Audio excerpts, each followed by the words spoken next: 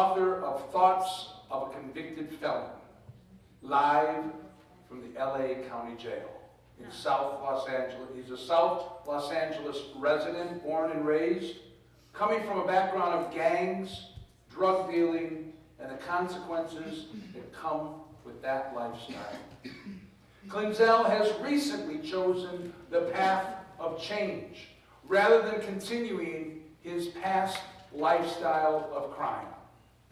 He now has a passion to inspire you to choose a different path than what he originally had. Please help me welcome to the stage our next inspirer, Clinzell Washington.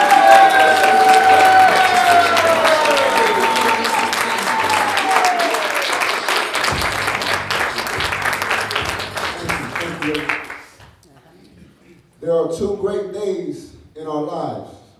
The day we are born and the day that we discover why.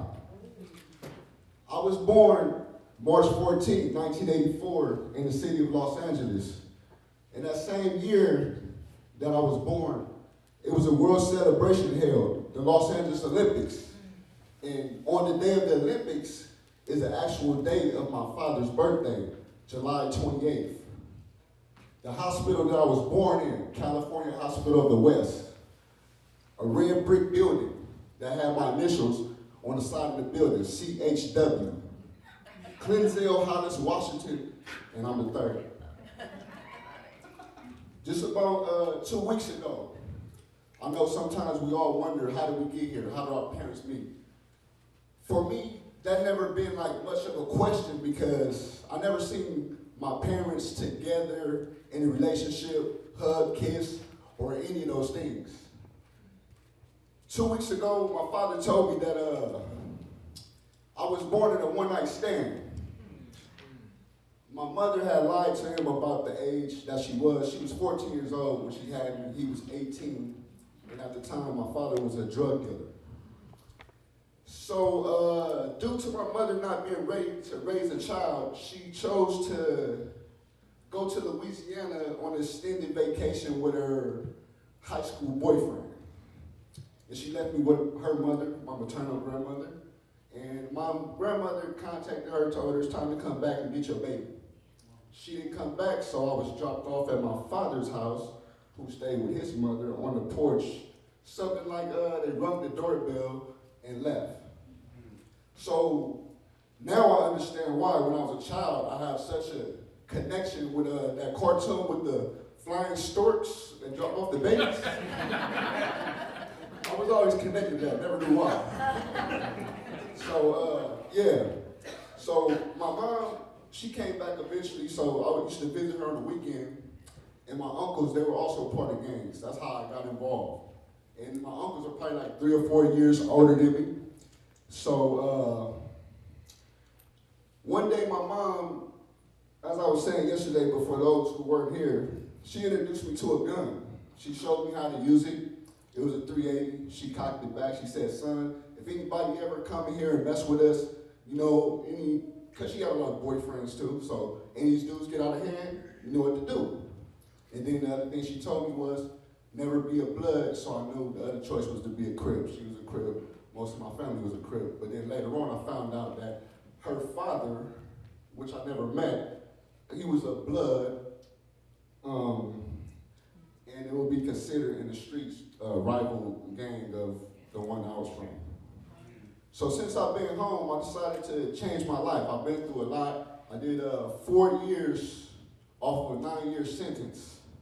And while I was in jail, I decided to write a book. Not that I decided, it was almost forced upon me. I had got locked up, I bailed out. And then after bailing out, I caught another case. A worse case. The first case, I probably could have did about 18 months. This case, my first court date, they told me, we got 17 years for you. So I just told the lady, I said, who are you? You're not representing me. I'm getting a lawyer. I'm not dealing with a public defender. This is too much time. So I ended up fighting for a year. I ended up with 9 years, but I knew it was a new law coming in place that was going to save me. And while I was in this crowded dorm, messages was coming into my head. I could not hear anybody speak. And everything that came into my head, I tried to block out. I started writing the stuff down, and that's everything that's in my book today. And I just feel like today is just like a true blessing from God for me to be here with you guys and share my testimony and share my story with you guys.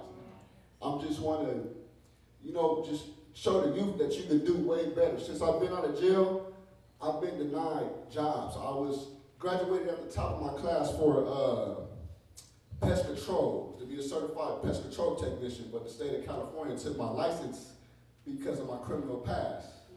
So I had to work, minimum wage laborers jobs, which I hurt my back twice. But today, because I'm a college graduate with my AA for human resources, I'm a night manager, security at the job that I do. I'm also, with my book, I'm also the publisher. I publish my own book, looking to publish other people. I designed clothes, I have 4 pair of shoes. And I'm also an artist, something I grew up loving to do. I sell art in downtown Los Angeles in an art gallery called The Hive. So I'm just here today just to let everybody know that, I was asked by this woman, can a leopard change the spots? No, a leopard cannot change the spots.